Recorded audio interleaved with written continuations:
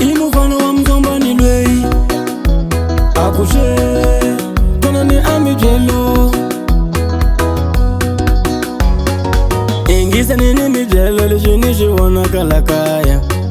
Ingisa nini mijelo lishinishi anya kalakaya Ingisa nini mijelo ngunava mamani Nangunava papaye Nangunava makweno wa mino Akufenika madala kunichele usiwana Akufenika madala kunichele usiwana lakaya La mundini wamina papaye kungeni usiwana Anitake nguvu lukubaba anisiene wa makweno Anitake nguvu lukubaba anisiene wa makweno Nikushayanto nisale ni upula na yena Alishisha usiwana shungakona la Nini ukumbisana na yena Kuvesho fana papaye avaleko niwona lava ngwanela Lava vama chao Ivala ni utomila me Lava vama nwano Valava kunikaya nao Awuni lengisele utamu papa Nataka wana Ileva kukulanza madala wa mina Kumbishana vangarula vangwana Ikuvanula vonganisiela misaveni Vala ni utomila me Amashakala vonganisiela vona Vala ni utomila me Kuvanula vonganisiela misaveni Vala ni utomila me Amashakala vonganisiela papa Vala ni utomila me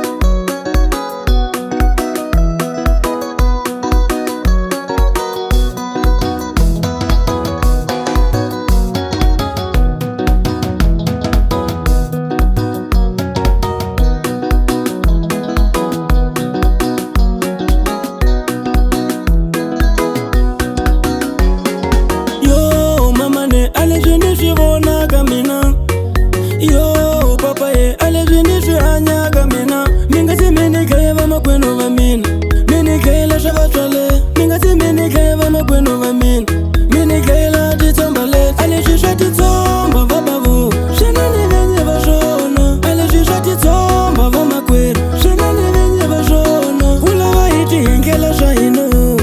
Ita umlama kuwala kaya Kuhola vela shamufe Ashilunganga vama kwenu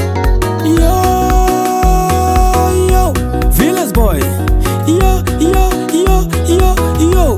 wazoke ayakutaka leswi usiwana ke kusiwa madala kwanziseni mashaka kasi hey itingwenya ba ayitwana neni mashaka akurula swa lisima lixakeni